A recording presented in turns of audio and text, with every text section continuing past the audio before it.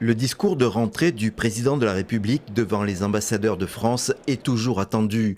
Il l'était plus encore ce lundi, alors que la France se débat dans une crise avec le Niger, un mois après le coup d'État qui a renversé le président Bazoum.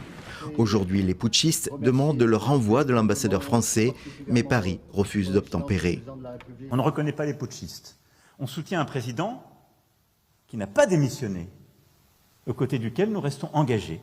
Et nous soutenons l'action diplomatique, et quand elle le décidera, militaire, de la CEDEAO, dans une approche de partenariat, qui est celle que j'ai présentée en février dernier.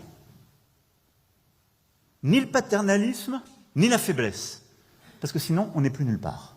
La position de la France reste délicate. Après son retrait du Mali, puis du Burkina Faso, suite à des coups d'État, elle avait fait du Niger un point de repli dans le Sahel. 1500 soldats sont basés dans le pays et dimanche encore, des manifestants demandaient le départ de ces militaires.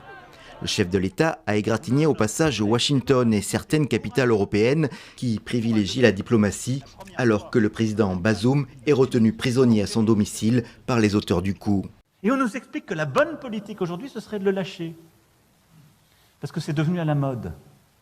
Parce qu'en fait, il faudrait produire local maintenant, même quand ce sont des putschistes.